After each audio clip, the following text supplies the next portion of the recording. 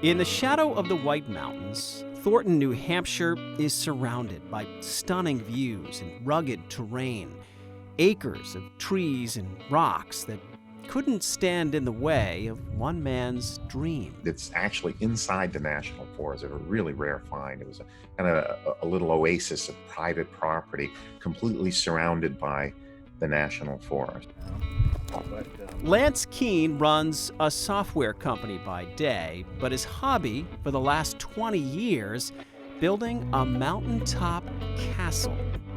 Our view is absolutely extraordinary, and I thought, I have to do something really extraordinary with this property.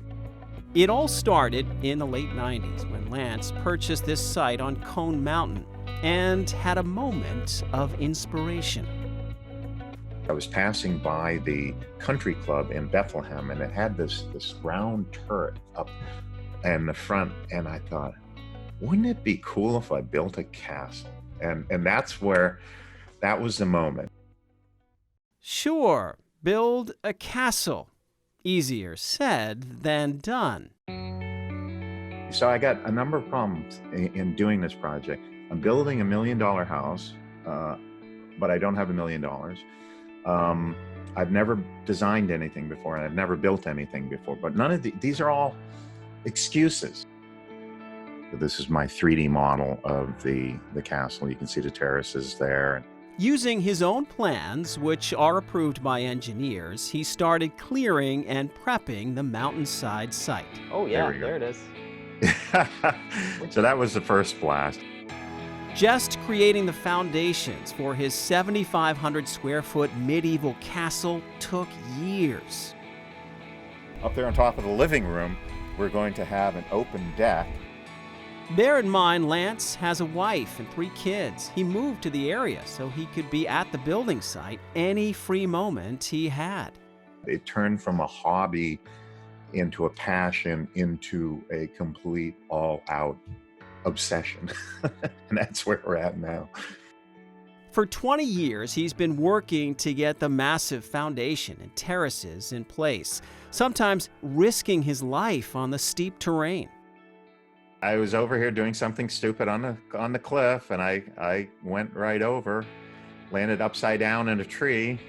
Keene Castle, as it's known, will be a model of efficiency using geothermal and solar.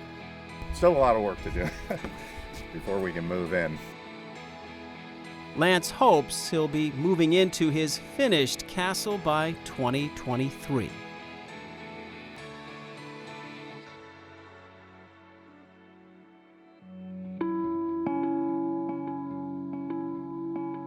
Much like Lance was inspired to build a castle on a mountaintop back in 1900, railroad magnate Benjamin Kimball was inspired to build a castle overlooking Lake Winnipesaukee in Guilford. He felt that this spot was the most beautiful spot that he'd been to in the world.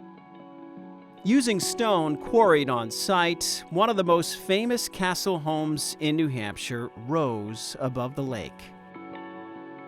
He hired 100 stonemasons that he put on a ship here on Winnipesaukee, and they built the castle.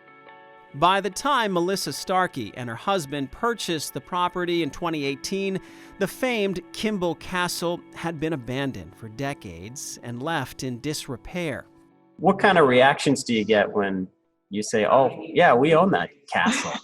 What do people say? Yeah, I say, oh, I own a castle. People are like, huh? Despite the condition, this couple had a dream. And when we saw Kimball Castle for the first time, we fell in love with it and couldn't unsee it, and it was basically everything that we were looking for in a venue. They want this spot to be a stunning wedding destination, which could help bring this unique piece of history back. If they get approval, they hope to hold tent weddings as phase 1. That's the plan. So we want to generate income from holding tent weddings to be able to put the money back into renovating the castle itself. The couple has already made improvements to the adjacent innkeeper's house, which could house a bridal party. In the meantime, anyone can rent the house for short-term vacation stays. But Kimball Castle itself remains off-limits for now. Over the years, the inside has been vandalized. Waiting quietly to return to its original glory. We appreciate your support and interest in the castle, but it is not open for public viewing at this time, so please refrain from coming up to the property.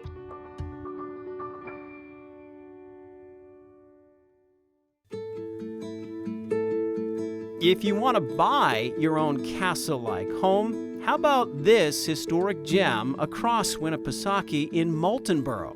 It's very interesting to have a piece of history like this. I mean, it's a great history. Brian Crowley grew up summering at what is known as the Kona Mansion Inn. His family bought the famed estate and its 85 acres in 1971. How well known is this property to people in that area? You could probably trip over someone if you walked up the street that worked here at one point for my family. Long before Brian was working these historic hallways, this secluded site caught the eye of a wealthy businessman from Boston.